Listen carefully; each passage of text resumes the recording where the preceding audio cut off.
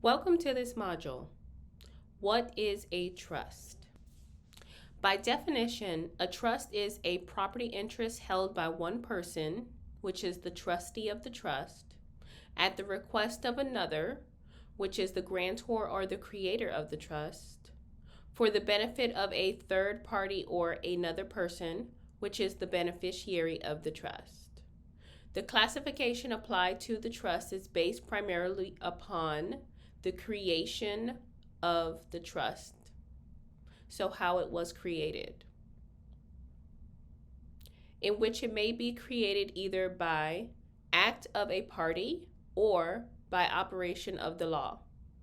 So in this case, a trust can actually be divided into two types: express or implied.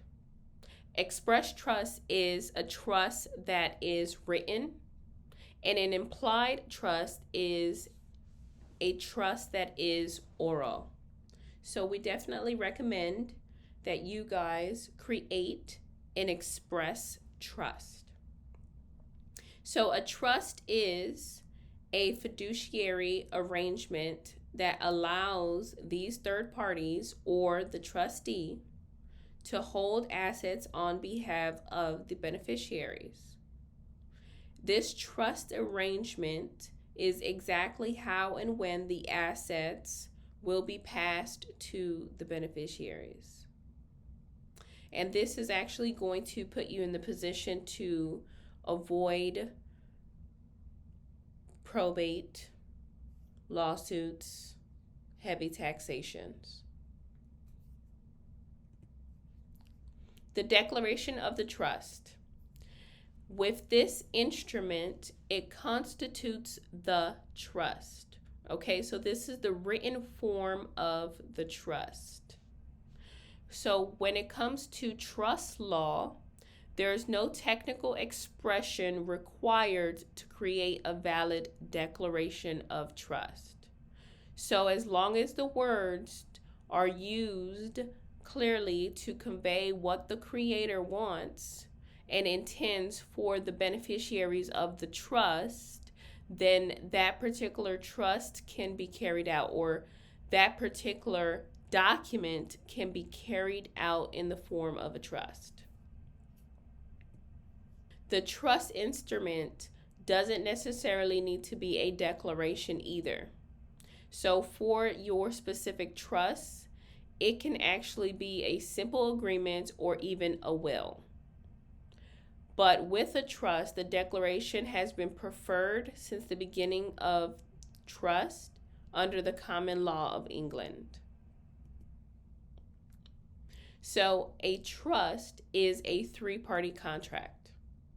The three parties that are involved in the trust are the grantor, which the grantor is the settlor or creator of the trust, and they created the trust specifically for the benefits of the beneficiaries.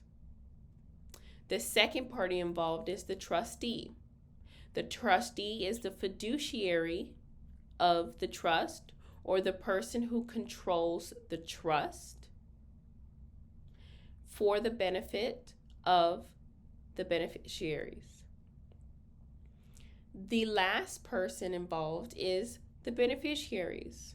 So they are the holders of the beneficial interests or certificates of the trust, or the inheritors of the trust. When the trust is expired or dissolved, all of the assets pertaining to the trust revert to the beneficiaries. Jurisdiction. So the trust is created by the exercise of the natural rights to contract. So that is under the common law, right? So your natural right to contract in contract law or common law cannot be abridged. The agreement, when executed, becomes protected under federally enforceable rights of contract law. and not under laws passed by any state legislations. Okay? So that is very important to note. So you have under your jurisdiction common law, contract law, and trust law. There's different types of trust, and we will briefly go through some of those types of trust. The first one is marital trust or an A trust. And this is designed to provide benefits to the surviving spouse if one of the spouses pass away. So generally with this type of trust, the estate is taxable to the surviving spouse, which is not really something that you want because you want to avoid heavy taxation. The next trust is a bypass trust or a B trust. And this is also known as a credit shelter trust because it's established to bypass their surviving spouse's estate in order to make full use of any federal estate tax exemptions. So this here is a better version of the A trust. You have a testamentary trust, which is basically a will that's created throughout the life of the person who has passed away. And there are funds and assets attached to this will that are subject to probate and an estate tax. So with this particular trust, you still have to go through probate, which is something that we would like to avoid. The next trust is an irrevocable life insurance trust. With this, trust is designed to exclude life insurance proceeds from the deceased taxable estate while providing liquidity to the estate and the beneficiaries. The next one is a charitable-led trust, which allows certain benefits to go to a charity and the remainder to your beneficiaries. The next trust is a charitable remainder trust, which allows you to receive an income stream for a defined period of time that stipulates any remainder go to the charity. The next trust is a generation skipping trust. This trust is used for tax exemptions, and it allows you to pass assets down to your grandchildren or later generations without incurring either a generation skipping tax or estate tax. The next trust is a qualified terminable interest property trust or QTIP. And this trust is used to provide income for a surviving spouse. So upon the spouse's death, the assets then go to additional beneficiaries named by the deceased, often used in secondary marriage situations, as well as to maximize estate and generation skipping tax or estate planning flexibility.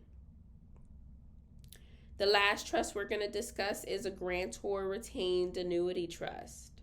This is an irrevocable trust fund by gifts from the grantor designed to shift future appreciation on quickly appreciating assets to the next generation during the grantor's lifetime. So now let's talk about different versions of the trust, which you have revocable versus irrevocable. So with a revocable trust, this is also known as a living trust. And a revocable trust can help assets pass down outside of probate, which is generally what we want to do. And when the grantor passes away, then the trust is reverted to irrevocable upon their death. With an irrevocable trust, the trustees remain the controller over the trust. And they can make decisions regarding who the successor trustee is to manage the trust in the event that they are incapacitated or in the event that the trustee passes away. So a revocable trust can help you avoid probate, which is exactly what you want to do. But it's a living trust, and so it doesn't give you the full benefits and protection as what an irrevocable trust. So now let's discuss an irrevocable trust. An irrevocable trust is a trust that is created by the grantor, but it cannot be altered by the grantor, as would a revocable trust. So that means that you cannot make any changes to the trust. You can only make amendments, and these amendments are done by the trustees and the beneficiaries. So with this irrevocable trust, it is preferred that the primary aim is to reduce the amount of estate taxes. But with an irrevocable trust, you can actually reduce your tax liability down to 0. So this type of trust actually protects you in the event of any legal judgments against you. With this trust, more than likely, if the trust is sued, the court system will not pierce the veil of the trust. They will uphold contract law. And so it puts you in a more protected situation versus a revocable trust. An irrevocable trust, you can only hold one position. So you can only be the trustee. You cannot be the grantor or the beneficiary of the trust. With a revocable trust, you can hold 2 positions. So you can be the grantor and the trustee. You want to put yourself in the position to where you have a bulletproof trust and your trust is not going to be pierced in the court systems. So that's why we recommend that you create an irrevocable trust versus a revocable trust. That is it for this module. We'll see you in the next module.